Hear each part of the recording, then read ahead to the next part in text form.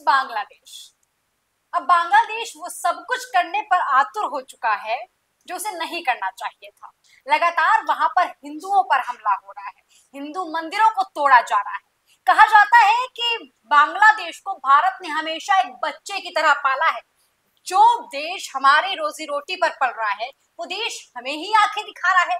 और अब तो आलम ये है कि फिलहाल लग रहा है कि जो भारत है उसे कोई सख्ती दिखानी पड़ेगी बांग्लादेश के खिलाफ, क्योंकि अगर सख्ती नहीं दिखाई तो बांग्लादेश की स्थिति बद से बदतर होती जा रही है। यूं तो बांग्लादेश में क्या कुछ हो रहा है, 5 अगस्त के बाद से जिस तरीके से लगातार हिंदुओं पर हमला हो रहा है, हिंदू मंदिरों को तोड़ा जा रहा है, लगातार इस तरीके की घटनाएं हो रही हैं, जिससे ये पता चल रहा है कि बांग्लादेश में भी धीरे धीरे पाकिस्तान जैसे हालात हो रहे हैं। फिलहाल बांग्लादेश और बांग्लादेश में चल रहे ऑपरेशन डेविल हंट पर पूरी चर्चा करेंगे। फिलहाल हमारे साथ सहयोगी जुड़े हुए हैं। प्रकाश जी, बहुत बहुत शुक्रिया आपका।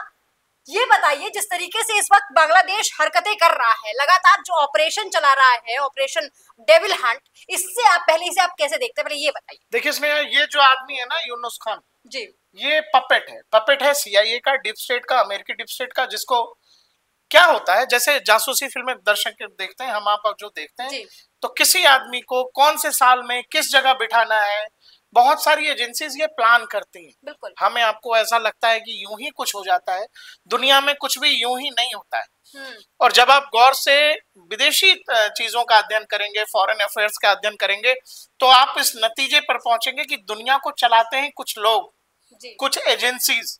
वो एजेंसीज जो दुनिया के अलग अलग हिस्सों में गोपनीय ऑपरेशंस चलाते हैं, वो ऑपरेशंस कई बार आर्म कॉन्फ्लिक्ट में तब्दील हो जाता है।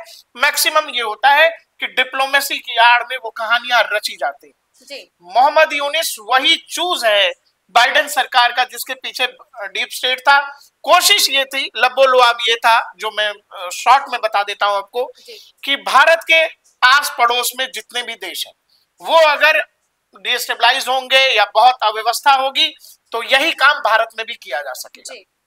भारत का लोकतंत्र मजबूत है, यहाँ टॉप लीडरशिप बहुत मजबूत है, कारण सीधे शेक करना मुश्किल है। दूसरा, इतनी बड़ी आबादी है, इतना बड़ा देश है कि किसी एक मुद्दे पर पूरे देश में एक जैसा माहौल हो जाए, ये बड़ा मुश्किल है। तो भारत के पड़ोस में श्रीलंका, बांग्लादेश, म्यांमार, आप एक एक करके देखोगे तो आपको नजर आएगा, पहले श्रीलंका, उसके पहले म्यांमार और फिर बांग्लादेश। वो किया इसीलिए गया क्योंकि उनको लगता था कि ये सब कुछ भारत में भी किया जा सकता है। आपको याद होगा जब शेख हसीना देश छोड़ के आई हिंदुस्तान, तो यहाँ बैठे बहुत सारे लोगों ने कहा कि ऐसा वाला हमारे यहाँ भी हो तो मजा है, हमारे यहाँ भी प्राइम मिनिस्टर के घर में घुस जाए। कुछ तो बड़े पार्टी के नेताओं ने कहा।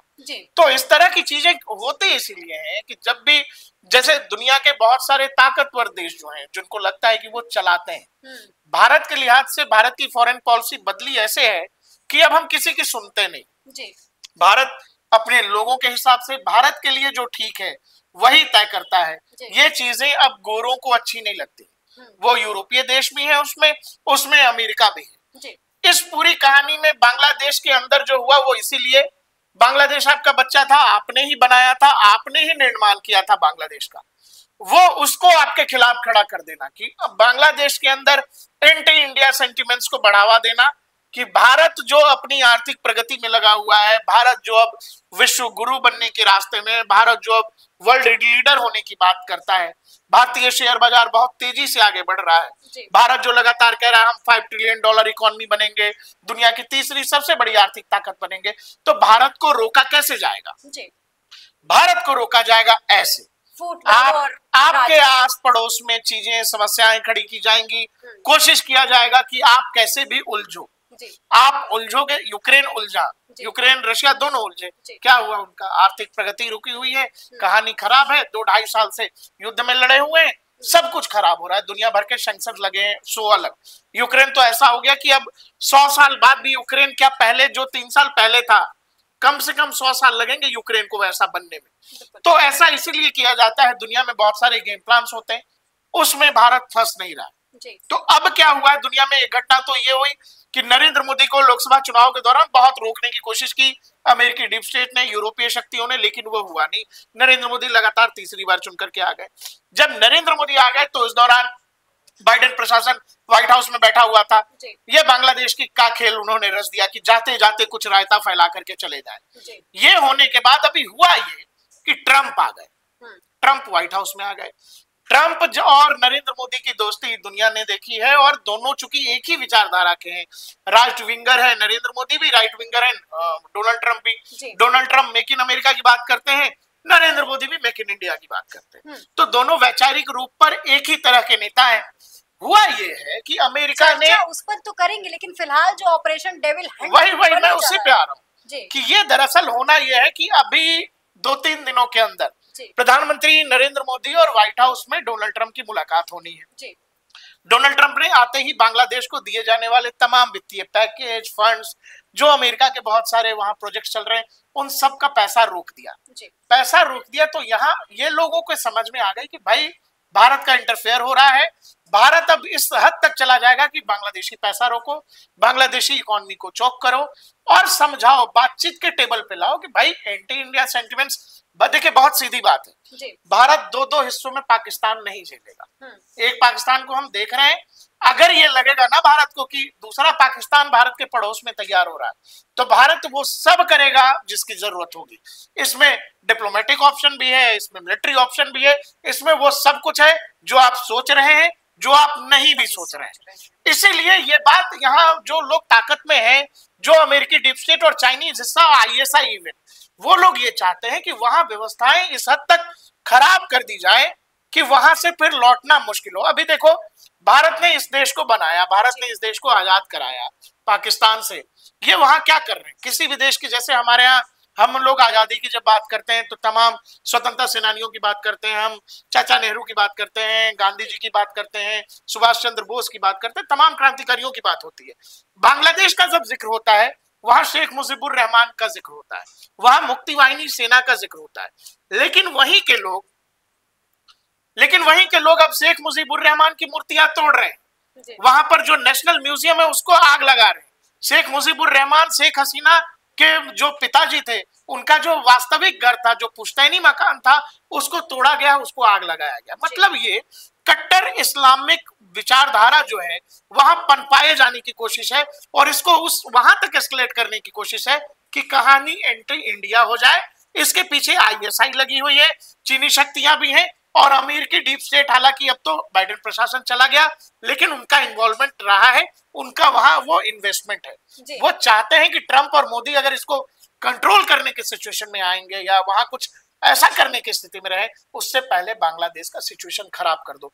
अब डेविल हंट जिसकी आप बात कर रहे हो, वो क्या है?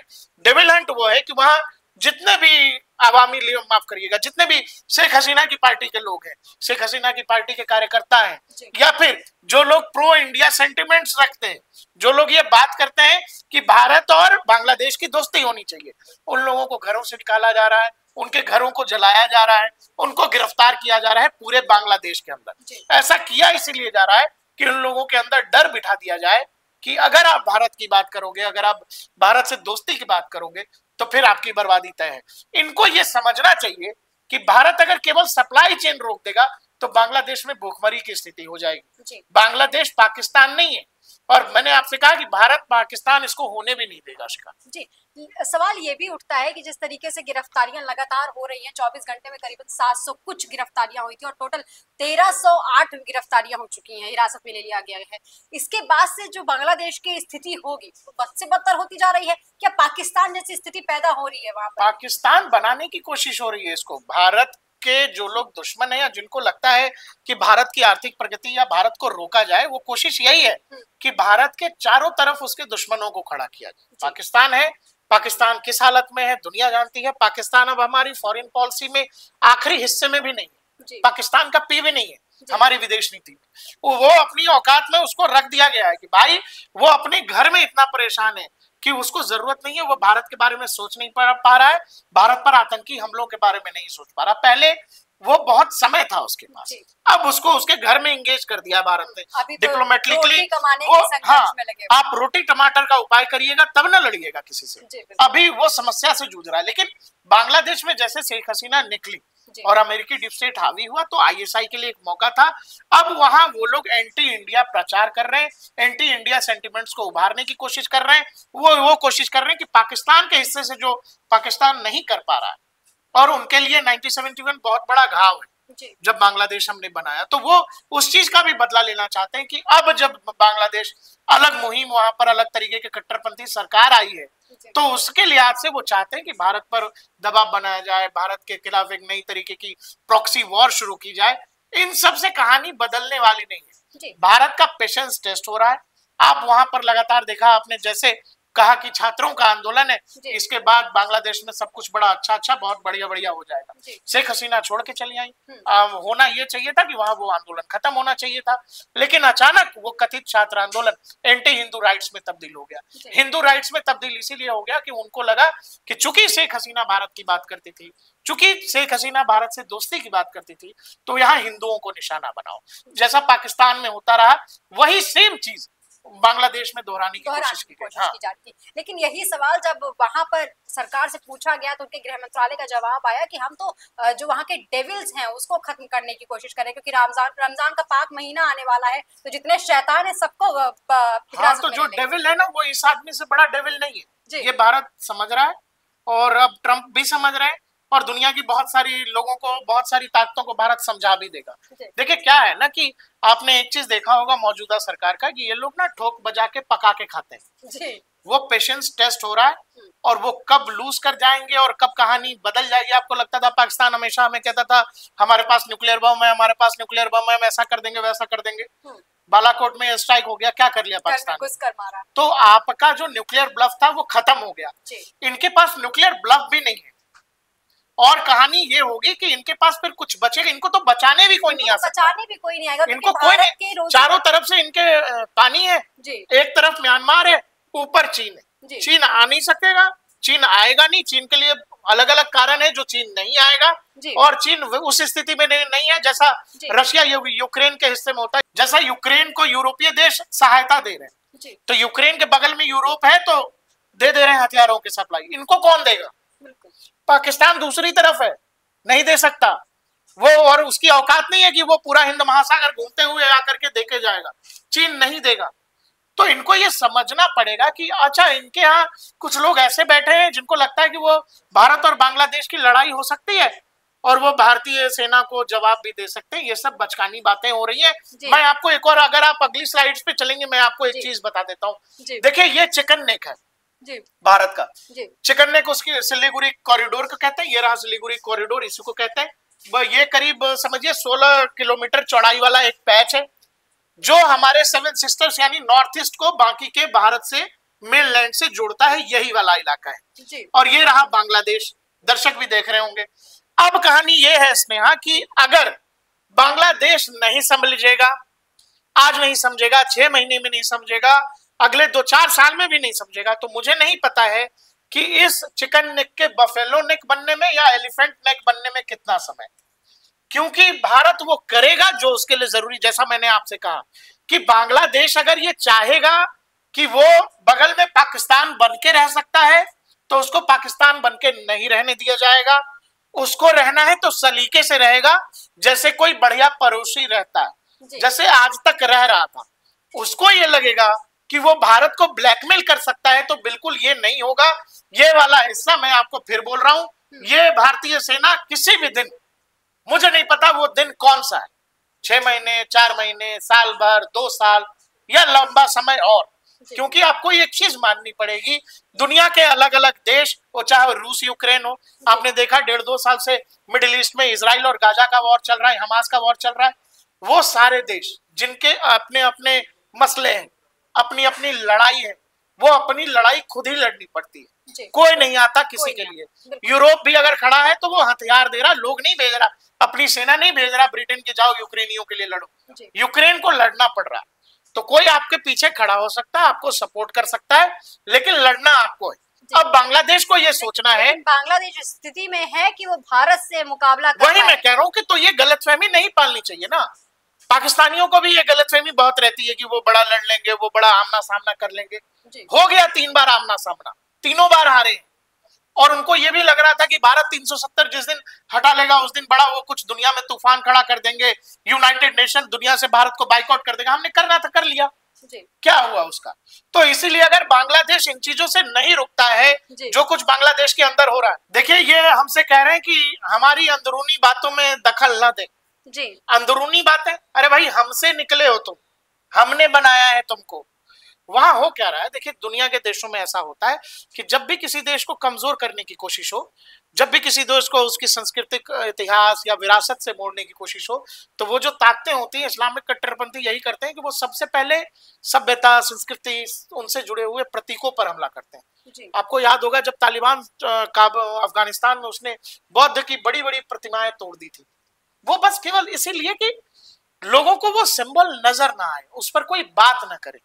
मिडिल ईस्ट में ऐसा बहुत बार हुआ है कि किसी नेता का पुतला गिरा दिया गया, किसी नेता की स्मारक गिरा दी गई, बस इसीलिए उनको लगता है कि सैद्धांतिक रूप से संस्कृति पर हमला करना, सभ्यता पर हमला करना, इतिहास पर हमला करना किसी भी युद्ध में सबसे पहला चरण है। जब वो होता है ना, फिर लोगों को लगता है कि हमारे प्रतीक जब गिर रहे हैं। आप बताओ कि हिंदू मंदिरों को क्यों तोड़ा गया, हिंदू मंदिरों पर बांग्लादेश में क्यों हमले हुए, या हमारे समय में राम मंदिर, हमारे हिंदुस्तान की बात करें, राम मंदिर हो, सोमनाथ का मंदिर हो, मथुरा का कृष्ण मंदिर हो, ये क्यों तोड़े गए होंगे? ये तोड़े इसीलिए जाते हैं कि आपको सांस्कृतिक तौर पर, सभ्यता के लिहाज से, ऐतिहासिक तौर पर आपको पंगु बनाया जाए, आपको ये मतलब एहसास दिलाया जाए कि आप कितने कमजोर हैं, आप अपने इतिहास को नहीं बचा पा रहे हैं, आप अपनी विरासत नहीं बचा पा रहे हैं। हमारे बाप दादा की जमीन हमसे कोई ले ले तो ये कितनी बुरी बात है। कुछ वैसा ही है, ऐतिहासिक पन्ने फाड़े इसीलिए जाते हैं। 70 से 80 हिंदुओं को भी मारा गया। वही मैं कह रहा हूँ, ये वो नंबर्स हैं जो बता रहे हैं। वो नंबर्स कितने हैं मुझे नहीं पता, और ये डेविल हंट जो कुछ चल रहा है वो भी नंबर जो 1300 का आ रहा है वो 1300 है, 13,000 है, दुनिया को नहीं पता। वही मैं आपसे कह रहा हूं कि ये पेशेंस टेस्ट हो रहा है भारत का। अगर भारत को लगेगा जिस दिन कि ये करना है तो वो कर लेंगे, क्योंकि रूस ने जो करना था यूक्रेन में, यूक्रेन के बहुत सारे हिस्से, करीब करीब बहुत सारा हिस्सा जो है, जो रशियन बॉर्डर को लगता है, रूस ने कब्जा किया हुआ है। और वो रूस तब भी नहीं छोड़ेगा जब जेलेंस्की और रशिया नेगोशिएशन टेबल पर बैठेंगे ट्रंप के साथ, तो भी नहीं छोड़ेगा। चाइना ने लद्दाख की जितनी जमीन ले रखी है वो आज तक नहीं छोड़ा है उसने। तो जिसने जो कब्जा लिया सो कब्जा लिया। दुनिया में यही लड़ाई का तरीका है कि आप ताकतवर हैं तो दिखाइए, तो दिखा दीजिए, दुनिया में कोई रोकने नहीं आता है। ये भारत के ताकत को, इंडियन आर्मी को और भारत के पेशेंस को बांग्लादेश टेस्ट कर रहा है, और टेस्ट भी किसके कहने पे कर रहा है? आईएसआई के कहने पर, जिनका अपना कोई ठिकाना नहीं है। इसीलिए मैं कह रहा हूं कि ये वाला जो हिस्सा है ये किसी भी दिन बफेलो नेक या एलिफेंट नेक हो जाएगा। और ये बांग्लादेश, इसके देखे दो तरीके हैं इसके, इस चिकन नेक के, बफेलो नेक होके, या तो भारत अपनी सुरक्षा को देखते हुए ये बांग्लादेश से कहेगा भाई देखो तुम्हारे यहाँ जो चल रहा है चलने दो, ये वाला इलाका हमको कुछ हिस्सा इसका चाहिए, इसके बदले तुम हमारे वेस्ट बंगाल में से कुछ जमीन का पार्ट कंपनसेट कर लो, जितना जमीन हमको दे रहे हो उतना हिस्सा बांग्लादेश से ले लो, वेस्ट बंगाल से ले लो। अगर बांग्लादेशी इस पर, ये मैं बता रहा हूँ आपको, बहुत सारी ऐसी रिपोर्ट्स हैं, अगर इस पर बांग्लादेश नहीं तैयार होता है और उसको लगता है कि भारत उसको डिक्टेट कर रहा है और कोई ईगो प्रॉब्लम में जाता है, तो फिर भारतीय सेना के लिए ये वाला हिस्सा जो चिकन नेक हमने दिखाया, ये आधे घंटे की कहानी है, आधे घंटे की कहानी है। और ये रहा वेस्ट बंगाल, जैसा मैंने आपसे कहा कि इसका कुछ हिस्सा देकर के या कंपनसेट या तो भारत कर लेगा आने वाले समय में, 6 महीने, 2 महीने, साल भर, मुझे नहीं पता कितना समय, लेकिन इसके लिए बांग्लादेशियों को यह समझना पड़ेगा कि आपके पड़ोस में कैसा देश है, भारत है। हम कोई चीन नहीं है कि दूसरे की जमीन पर कब्जा करते हैं, आस पड़ोस के छोटे मोटे देशों को धमका कर रखते हैं, कभी उनकी जलीय सीमा, कभी आकाशीय सीमा का उल्लंघन करते हैं। लेकिन आप अगर हमारे लिए सिक्योरिटी थ्रेट बनेंगे, उस लेवल का थ्रेट बनेंगे जैसा ये मुल्क है, तो भारत दूसरा पाकिस्तान नहीं बनने देगा, इसको यही न्यूट्रलाइज कर देगा।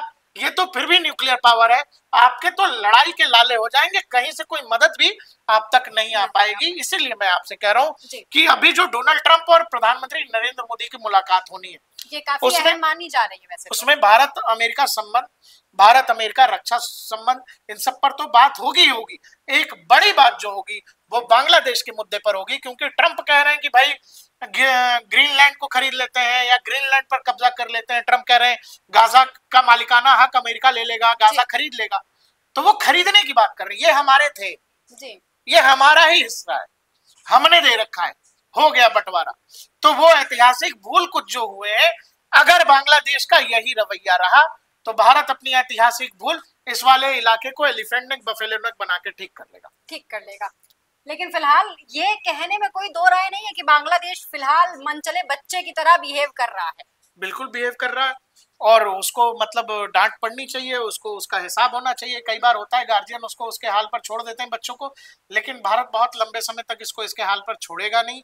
अगर ये बदमाशी नहीं रुकेगी तो मैंने आपसे कहा कि बहुत सारे ऑप्शंस हैं, उन ऑप्शंस पर अगर विचार हो गया तो फिर बांग्लादेश के लिए खैर नहीं है, और फिर उसको कोई बचा भी नहीं पाएगा। जी, तमाम चर्चाएं कि हमने क्या कुछ संभावनाएं हो सकती हैं वो भी हमने आप तक पहुंचाने की कोशिश की, लेकिन सवाल ये उठ रहा है कि आखिर बांग्लादेश में इस तरीके की नौबत आई ही क्यों। सवाल ये भी है कि आखिर बांग्लादेश चाहता क्या है। सवाल ये भी है कि अगर भारत ने लाल आंखें दिखा दी बांग्लादेश को कि तो बांग्लादेश की स्थिति रह क्या जाएगी। जो देश हमारे वहां से जाने वाले संसाधनों पर पलता है वो हमारे ही खिलाफ लगातार षड्यंत्र क्यों रच रहा है।